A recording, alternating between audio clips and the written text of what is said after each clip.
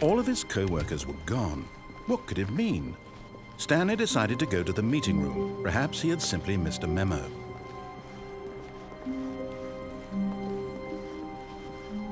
When Stanley came to a set of 2 open doors, he entered the door on his left. This was not the correct way to the meeting room, and Stanley knew it perfectly well. Perhaps he wanted to stop by the employee lounge first, just to admire it. Ah, yes, truly a room worth admiring. But eager to get back to business, Stanley took the first open door on his left. Stanley was so bad at following directions, it's incredible he wasn't fired years ago. Look, Stanley, I think perhaps we've gotten off on the wrong foot here. I'm not your enemy, really, I'm not. I realize that investing your trust in someone else can be difficult, but the fact is that the story has been about nothing but you all this time. There's someone you've been neglecting, Stanley. Someone you've forgotten about. Please, stop trying to make every decision by yourself. Now, I'm not asking for me, I'm asking for her. This is it, Stanley. Your chance to redeem yourself, to put your work aside, to let her back into your life. She's been waiting. That's her, Stanley. You need to be the one to do this, to reach out to her. If you can truly play... Oh, no, you can't... Did you just unplug the phone? No, that wasn't supposed to be a choice. How did you do that? You actually chose incorrectly? I didn't even know that was possible. Let me double check. No, it's definitely here, clear as day. Stanley picks up the phone. He's taken to his apartment where he finds his wife, and the two pledge themselves to one another.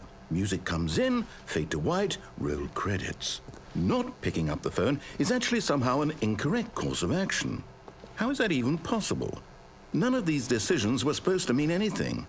I don't understand. How on earth are you making meaningful choices? What did you... Wait a second. Did I just see... No, that's not possible. I can't believe it. How had I not noticed it sooner? You're not Stanley. You're a real person. I can't believe I was so mistaken. This is why you've been able to make correct and incorrect choices. And to think I've been letting you run around in this game for so long. If you'd made any more wrong choices, you might have negated it entirely. It's as though you completely ignored even the most basic safety protocol for real-world decision-making. Or did you not grasp the severity of the situation? Well, I won't have that kind of risk on my watch. I'm going to stop the game for a moment so we can educate you properly on safe decision-making in the real world. Please observe this helpful instructional video. Choice. It's the best part of being a real person, but if used incorrectly can also be the most dangerous. For example, in this scenario, a hypothetical real person named Stephen has a choice. He could spend years helping improve the quality of life for citizens of impoverished third world nations. Or he could systematically set fire to every orphan living in a 30-kilometer radius of his house. Which choice would you make? Remember that unlike here, the real world makes sense, and at no time should you make a choice that does not conform to rational logic. If you find yourself speaking with a person who does not make sense, in all likelihood, that person is not real. Allow the person to finish their thought, then provide an excuse why you cannot continue talking. Turn to a partner and practice saying, "My goodness, is it 4:30? I'm supposed to be having a back, sack, and crack."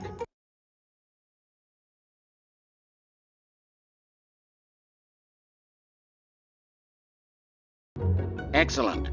Making choices on a regular basis is the best part to a healthy decision-making process. Most medical professionals recommend making at least 8 choices per day. Do you make more than 8? Less?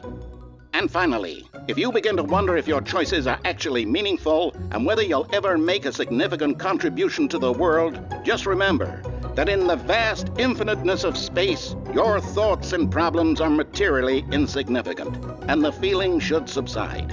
At this time, your instructor will guide you in an exercise to test and reinforce the material covered in this video.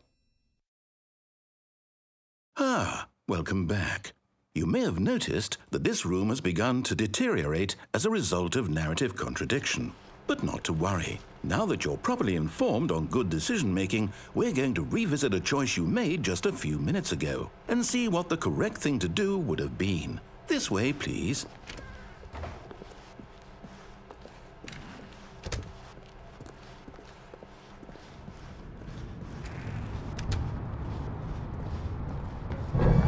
Now that we know your choices are meaningful, we can't have you jumping off the platform and dying. Imagine the main character dying senselessly halfway through the story. That story would make no sense at all. We just need to get you home as soon as possible before the narrative contradiction gets any worse. Unfortunately, it seems this place is not well equipped to deal with reality.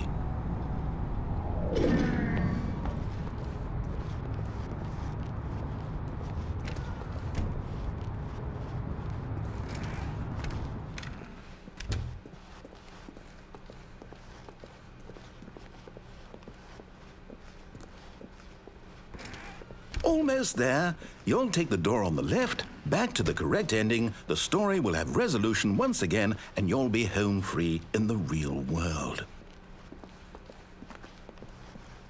Now remember, all you need to do is behave exactly as Stanley would.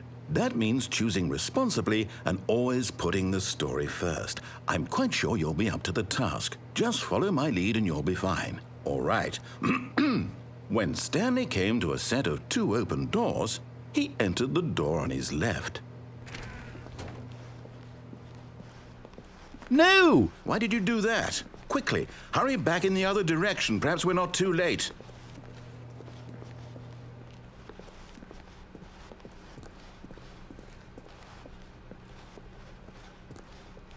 Oh, it's ruined. I can't believe, after everything we talked about, that my story, you've destroyed my work. Why? For what? What did you get out of that? What did you think was so special about seeing the game undone, left here like so much garbage? It's worthless now. And what am I supposed to do? Even if there were a way to continue, would it be worth it? To know that my story is now incorrect? How can I go back to that? I can't erase that knowledge. I'll have to live with it forever, reliving its impossibility forever. I couldn't live that way. Is it better to shut the game down entirely? To willingly destroy all of my work? I don't know. What's the answer? What do I do? What do I do? What do I... No, I have to.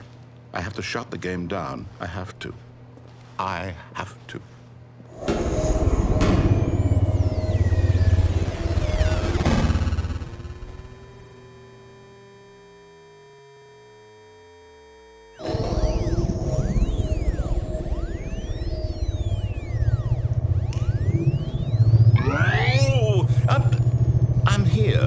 I'm still here in this pile of rubbish, with you who thought you were so clever. Now look where we are. My entire game is destroyed. It was the only thing in the world that was mine, and you've run it into the ground. What, did you think that would be funny? You just had to see? Didn't I impress upon you how important it was to be like Stanley? He actually knows how to do what I tell him to. He understands that if I say to do something, there's a damn good reason for it. That thought hadn't even occurred to you, had it? That there's a world outside of you? You're a child. Oh, my story. If you'd just gone through the door on the left, you would have seen it. There was a whole underground facility. You would have destroyed it and been victorious. It would have been so perfect. I worked so hard on it. I tried so hard. Behave exactly as Stanley would. That means choosing responsibly and always putting the story first. I'm quite sure you'll be up to the task. Just follow my lead and you'll be fine. All right. When Stanley came to a set of 2 open doors, he entered the door on his left. No! Why did you do that? Quickly, hurry. Behave exactly as Stanley would. That means choosing responsibly and always putting the story first. I'm quite sure you'll be up to the task. Just follow my lead and you'll be fine. All right. When Stanley came to a set of 2 open doors, he entered the door on his left. No! Why did you do that? Quickly, hurry. Behave exactly as Stanley would. That means choosing responsibly and always putting the story first. I'm quite sure you'll be up to the task. Just follow my lead and you'll be fine. All right. When Stanley came to a set of 2 open doors, he entered the door on his left.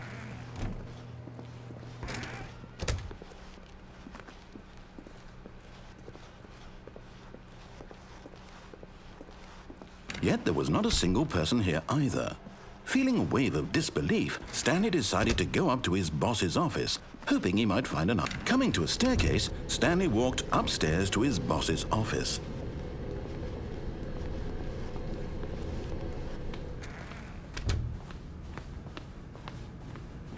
Stepping inside his manager's office, Stanley was once again stunned to discover not an indication of any human life.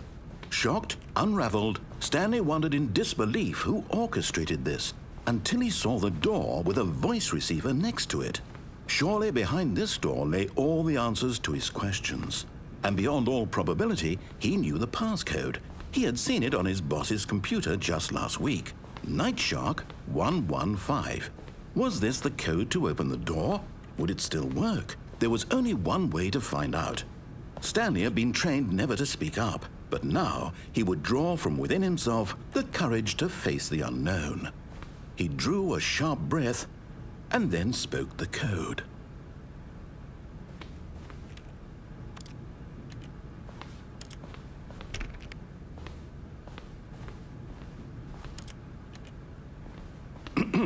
Stanley spoke the code. Nightshark 115. He spoke it into the receiver, right there on the wall.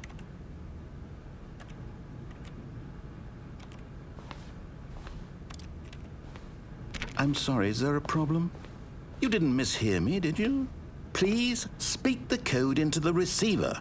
Otherwise, we can't get on with the story. This is a crucial step.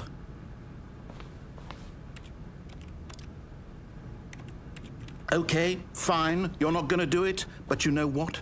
It's pretty humiliating to bring you this far, only for you to suddenly decide you have better things to do. I asked you for this one single thing, for your respect. The kind of respect Stanley shows for his choices. He knows what it means to take a story seriously. If you didn't want to see what I had to show you, then why did you come here? You had a choice, you know. You could have gone through the door on the right. You could have done whatever the hell you wanted over there. Why did you come this way? Speak. Say something to me. Explain yourself, you coward. When Stanley came to a set of 2 open doors, he entered the door on his left. Stanley? Hello? Are you... Is everything okay? Stanley, please. I need you to make a choice. I need you to walk through the door. Are you listening to me? Can you hear me? Is everything all right? Stanley, this is important. The story needs you. It needs you to make a decision. It cannot exist without you. Do you understand me? Whatever choice you make is just fine. They're both correct. You cannot be wrong here. We can work together. I'll accept whatever you do. I simply need you to take that step forward, please. Choose. Do something. Anything. This is more important than you can ever know. I need this. The story needs it. So, you hear me? Are you there? Are you listening to this? Stanley, are you there? Okay. It's okay, I can wait. You need time to decide. Time to make sure your choice is correct. That is the best choice. That's all right. I'll wait for you to decide what's the right thing to do. Take as much time as you need.